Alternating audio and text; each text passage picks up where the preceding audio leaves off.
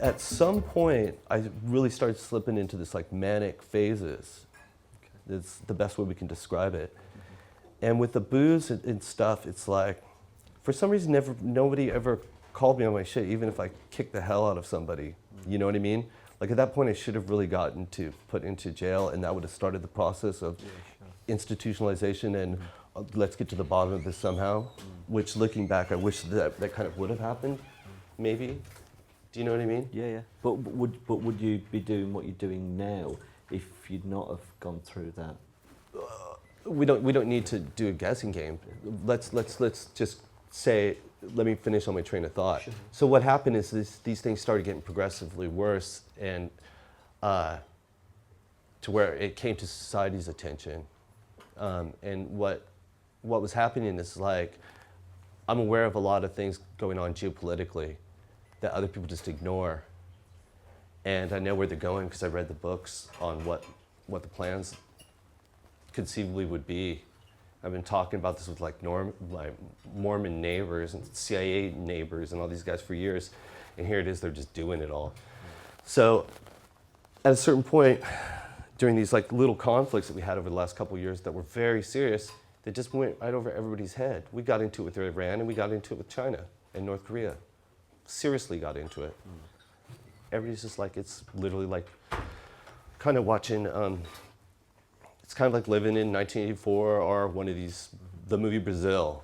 It just flies right over people's heads and you don't really get it. And Chinese news will show you 4 US jets getting shot down, and the US will go, oh, that's just a scene from Top Gun, those Chinese, you know, and it'll be right there on the internet for everybody. And it happens, it gets crazier than that. It gets a level with missiles, it gets a level with, they do crazy stuff, you know. So at a certain point, a couple times, twice specifically, I felt like, fuck, they're literally gonna throw away every possibility and every dream I ever had just because they can't fucking cool it. They're like doing this plan of like this, capture all the carbon resources and fuck these guys because we're afraid of the Chinese are going to take over or whatever it is. You know, the Russians are going to fuck us, or what, we've got this plan or we want it this way. And it's like, it doesn't even have to be that way. So it led me to having to go to hospital because then it gets really far out a little bit, you know, like, long story short. So the first time they put me on some medicine, and you know, it was like really adamant about, you can't give me anything that's going to affect me because I have to feed my family and support myself. So you can't really make me a vegetable. And they don't really have an option. So that was interesting. But as it turns out, I have enough headroom that they could bring me down and I'm still above average. The only side effect is I can't really ride a bike now. I mean, it's made to, seriously, if you overexert yourself, it's made to like glue you to a floor so you don't have the energy to go psycho. But the first time I refused it when I was talking to the German doctor, I was like, he's like, so you're gonna take your medicine? I was like, no fucking way.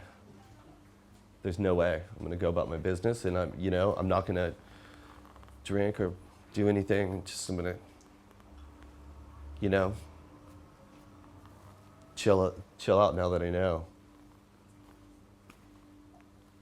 It just happened again. Yeah. So then it was like, then I couldn't say that anymore. I was like, fuck, I've got a son the second time. So then I just took care of that. And now, knock on wood, it's all good. But I have to put everything into perspective, because I'm still aware of what's going on. So now we'll back up when I brought up Facebook for a second. Everybody was all jumping for the moon when Egyptian revolution started. Aren't you happy they wrecked that country? Are you planning your next vacation there? Do you know what I mean? It wasn't a revolution. That's not what's going on. And they did that to the whole Middle East. They're like, oh yeah, let's get fucking Gaddafi. What did they do to Libya? Like, they did it from this country. I mean, they literally chased that guy out into the middle of the desert, shot all of his bodyguards up, and let those guys rape him with their cell phones and put all that stuff on the internet as they defiled his dead body. And that's like a hellhole. Nobody can do anything in any of those countries. They basically knocked down all those countries. They do it to Syria too. And the way they do it is they take one of these Qatari guys and they shoot at the police. They have 2 guys with the sign going, we're having a protest. The police shoot back and they go, they're shooting at protesters. In an Arabic culture, they bury the guy the next day. All of his cousins come out, and then the police are like, they're all going like this, fuck those guys. So then they hit the funeral and another guy dies, and it just goes back and forth, back and forth. So all you gotta do is either shoot the protesters or shoot the police. And you got, all of a sudden they're like, the UN's on the phone. Oh, the tyrants, they won't let these guys protest in the Middle East. So now they're taking down Syria. See what I'm saying? They put all these terrorists in there. It's so bad. It's such a bad situation. It's such a bad way. And they got designs for a pipeline that goes all the way through. Turkey's next. They're going to cut right through Turkey. Watch. That's what Kurdistan's all about. It's going to go all the way across from Iran, all the way through Iraq, through Syria, into Turkey, and that's the route of this pipeline that goes connected right through the Caspian Sea. And you laugh. They're going to tell you every single thing about it from now until Kingdom Come. So that's what's going on in the world specifically, and that's what Ukraine's about. See, if they make these deals in Russia where they'll tell you that Putin's bad. Some guy in Russia, they'll go, okay, who wants to sell all of, how many times did this happen with BP? Who wants to sell all of Russia's oil to BP? The guy raises his hands, all of a sudden he's running out of the country into the city of London with like 15 billion pounds weight. He's like, oh sure, I'll sell it to you. All you have to do is kill Putin and no problem. I was the other guy. And they just do this shit. So knowing all this, that's why I'm so into art. And I work 6 days a week because this shit will kill you. You know? Especially if you're of that headspace where it can come in and affect you. Yeah, because, I've literally watched, just leaning over at my wife's Facebook wall, everybody's, exploding in glee over this, like I said, like Libya. They're just killing people by the zillions over there right now. And they knew that was going to happen. And then they went from, that guy was building a house for every single person in the country.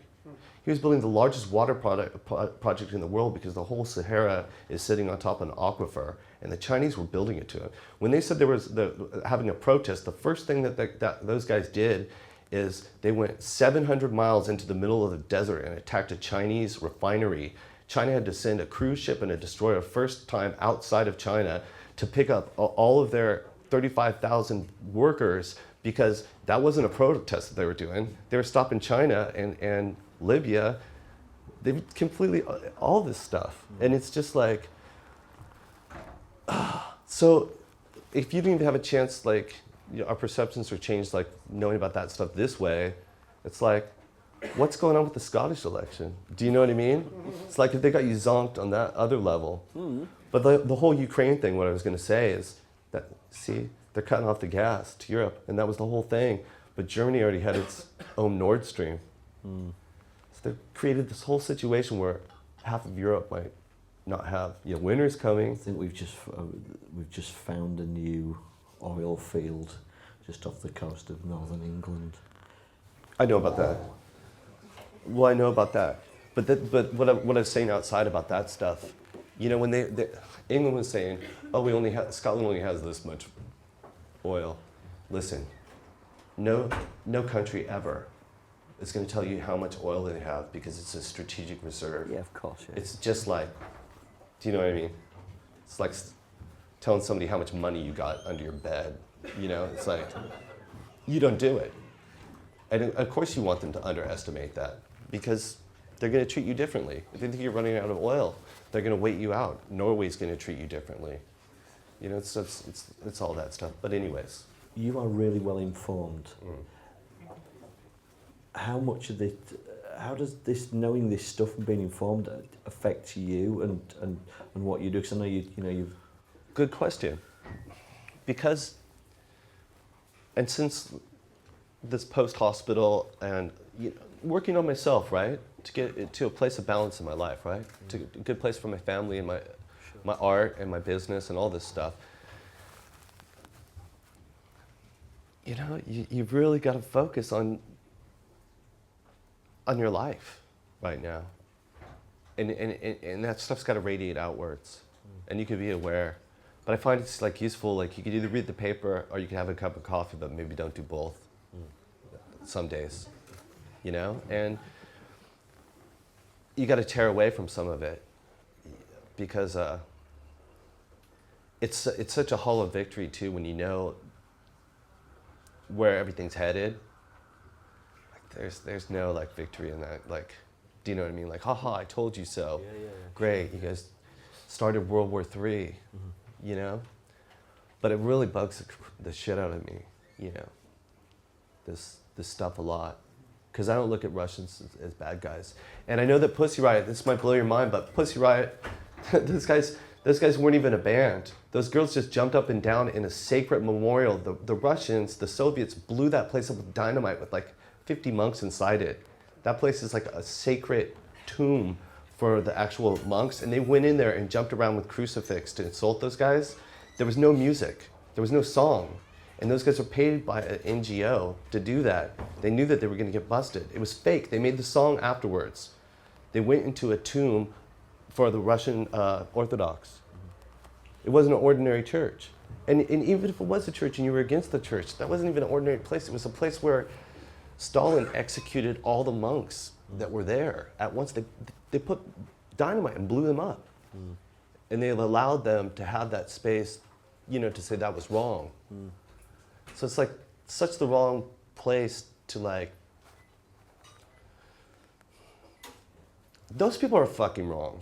See, because that's like, they're doing the same thing as like going to Mecca and going, fuck you Muslim son of a bitches, right? It's like, that's not the place for it, and you're separating like some pious, you know, your religion with the action of something you hate, whether it's suppression of women or, you know, jihadism or whatever it is, radical Islam or something. Do you know what I'm saying? Yeah.